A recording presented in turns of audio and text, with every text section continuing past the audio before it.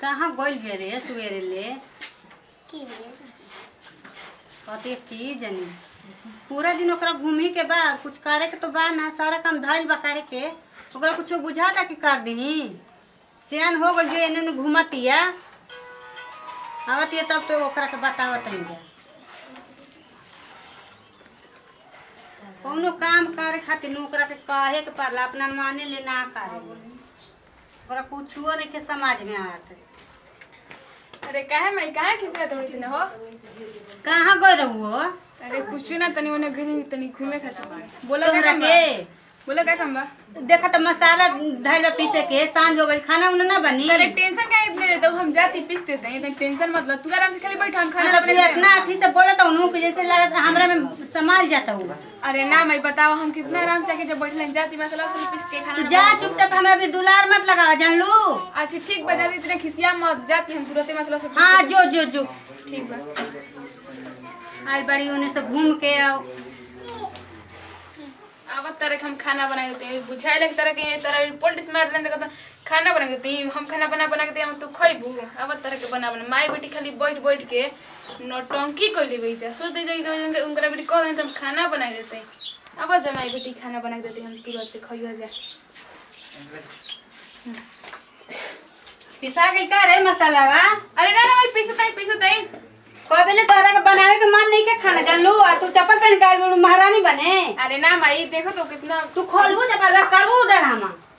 अरे खोलो दी इतना खिसियात कहाँ है बड़ू तो खोला महारानी भाई बाड़ी वैसे भी हम तो मसाला तो पीसते रही घर में खिसिया तो पीसा कबेले हमरा भूख लागल बा तोहरा कुछ बुझाता है न घूम के आइलू जा घूमे कहाँ गई अब हां वाली की लड़की बिया ओकरा के भूख लागल बा कबेले खाती खाए के मांगतिया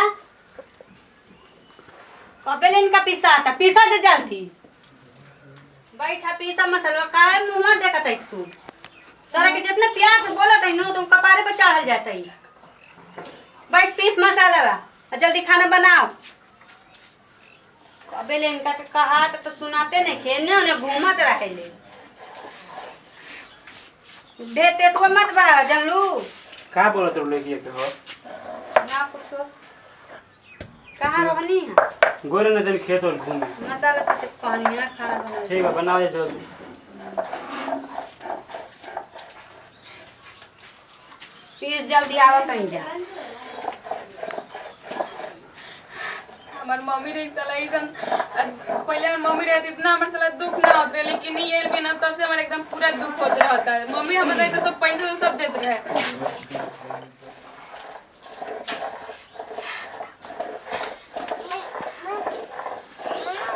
अरे रोवा था रे का करी दादाजी इतना हमारे के दुखे पे हम रोई नहीं तो क्या करी अरे कमा दुख देवे वाला बताओ गले संसार में हमार पति क्या हुआ भैया कमा तेरे का कहा ये रा बाबूजी बताई हमरे खाली दिन भर हमरे से काम करे करवावत है अब मैं लगा पता नहीं आज का गलिए रा जाए घर में पलंग तोड़ तैयारी क्या करी हन पलट अरे वो सारा ना कमी ना हो गया रे करे अरे तू सर पिया मत कर लेके जरूरत बा तो सर क्या मेरा चाहिए बाबूजी बहुत हमरे के मरला यार कहा थी कि तू मसाला पीस दिन भर खाली काम कर कब से खाली मुएल में इतना मम्मी इतना ना दुख होत रहे बताओ है सब सोना लेकर लेके के भैया मसाला पिसावा बतिया का को लिया भैया अब उनका पता चली जब दादा बताइए ना तब उनका पता चली बहुत ही आखिर जाओ खेत रहा है ना तब उनका पता जब मन है ना तब उनका पता चल जाता है बहुते माई बेटी बैठ बैठ के पलंग टूटते जा अरे कौन है घर में ढुक लिया रा अरे देखिए ना कोई तो पता नहीं रहा भैया का बूढ़ा कबेले बोलत रे आयो हमारा वो घर में क्या ढुक रहा हम कब मर ढेर की लाजन जाला का कहत बा हो आयो भगवान इधर बाबू जी के नहीं के छोड़ते हैं भैया तोहर बोली सुन सुन के हमर कपार दुखाता का कहत बा बोला साफ साफ कपार दुखाता ना लिया दी जरा माओ के तेरा वक्त का दी कपार ठंडा हो जा लड़की बिया तो ना काम करी काम करिए ना अरे करी सोना लेकर लड़की के बताओ रोवा के ले रे भैया सोना लेखा बिया तो का करी कपार पे कइले है रे? अरे ओ करा से का बोलते हमारा तो बोल ना अरे बोला दिन तोहरा से काम डेराई बनी। का हो बाबूजी का हाल कइले बाड़ा? हाय देख ले बुझा तो बुढ़वा के कितना थी भाई बा। अरे चल समझो अरे चल सतारे चल तो तू अपने में मार मार कर जा। बताओ सब एकरा के होते है काहे मार तोरा हमारा के बाबूजी? काय मारो था वो मोर तो कहां से तू तोर मेरा हम सोरा लेके पोती करो ले बिया ती हमर से को दिन कहले हियो कि माई मारतिया। एको दिन करा ये के मारले बनी तोहरा के मारले बनी रे। तू चुगली करता इस। तमार मसाला पीसे के कहानी है तो सियान लेके भी तो ना करी। तो मार से कोई तब न रोतिया हूं। तू कह जा मैं पर खाते लो आई बुढ़वा के चुप कराए हमर कपार दुखाता। कबार का हम चुके ठीक है तो कहत रह। सर मालिश कर लिया कर मालिश अरे तू काहे एकदम काहे एकदम हमरा के तू का बोलत रह? करे हमरा के एको दिन बोलला यही आई माई होसे करतिया। शिकायत करे जातिया। तोहरा के ज्यादा ही सुनाता ना इनका कने के सुनात। बताओ जब मोबाइल ले रहते हैं भैया ढेर बोला ना चिल्लाना जहां से लावा जहां जा।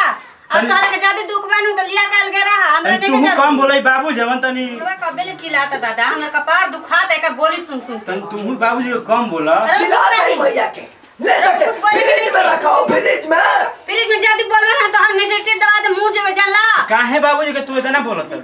अरे सर जाओ रे सर कतनो चढ़ाला बतिया रे सब एकरा चलते हो खाता।